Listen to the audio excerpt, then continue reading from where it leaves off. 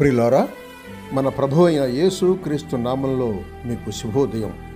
ఆయనను గూర్చి అనుదిన ఆత్మీయ ఆహారం, మే 21 బుధవారం. నేటి మన ధ్యాన లేఖనం లేవియకాండం 11వ అధ్యాయం 45వ వచనం. నేను మీకు దేవుడినై ఉండుటకు ఐగుప్తు దేశములో నుండి మిమ్మల్ని రప్పించిన యెహోవాను. నేను పరిశుద్ధుడను గనుక మీరును పరిశుద్ధులు కావలను. వ్యాఖ్యాన అంశం పరిశుద్ధపరచబడిన వారు.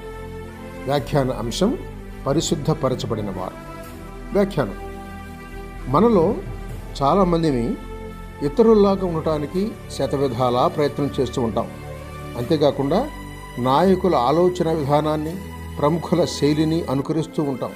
అయితే దేవుడు మనల్ని మనలా ఇతరులకు భిన్నంలా ఉండమంటున్నాడు.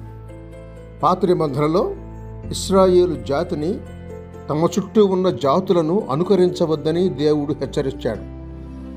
ఇశ్రాయేలీయులు తమను తాము ప్రతిష్ఠించుకోవాలని, అనగా ఇతరులకు భిన్నంగా ఉండాలని చెప్పాడు. ఎందుకంటే వారి దేవుడైన తాను పరిశుద్ధుడు కనుక వారు కూడా పరిశుద్ధంగా ఉండాలి. ఇశ్రాయేలీయులు ముఖ్యంగా భిన్నంగా ఉండవలసిన ఒక విషయం ఆరాధన. తమ చుట్టూ ఉన్న జాతులలో ఆరాధన అంటే ఎన్నో ఆచార వ్యవహారాలు పాటించాల్సి ఉంటుంది. ఈ నిషిద్ధ ఆచారాలు దేవుణ్ణి గూర్చి, ప్రజలను గూర్చి, సృష్టిని గూర్చి ఉన్నతమైన పవిత్ర భావాల ఆధారమైనవి కావు.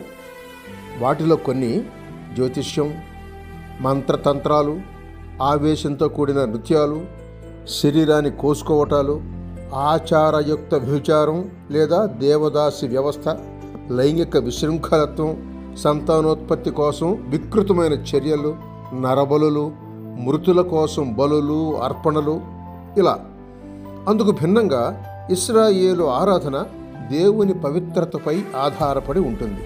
కనుక దేవుని ప్రజలుగా జాతి ప్రసిద్ధి చెందింది. ఇతర మతాలతో, సంస్కృతులతో లేదా జాతులతో పోటీ పడవలసిన పనే లేదు. లేవియకాండం ముగింపులో ఒక పాట ఉంది. దీనిని ఇశ్రాయేలు ఆరాధన ఆచారాలకు సంబంధించిన మార్గదర్శి అని చెప్పొచ్చు.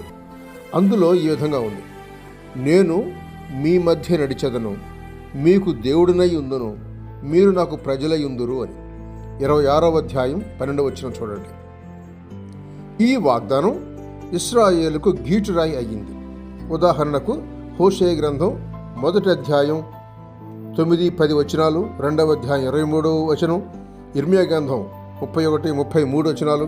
తదనంతరం సంఘం కూడా పవిత్ర ఆరాధన జీవనానికి పేరుగాంచింది. అన్నిటికంటే ముఖ్యంగా మనం దేవునికి చెందినవారం. పేతురు రాసిన మొదటి పత్రిక 1వ అధ్యాయం 13-16 వచనాలు, 2వ అధ్యాయం 9-10 వచనాలు చూడండి. నీవు లోకం పోకడలను, సుఖ సౌఖ్యాలను అనుకరిస్తున్నావా? అందరిలాగా కాక దేవుని చిత్తానుసారంగా ఉండేలా సాయం చెయ్యమని ఆయనను అభ్యర్థించు. శుభములతో వందనాలు.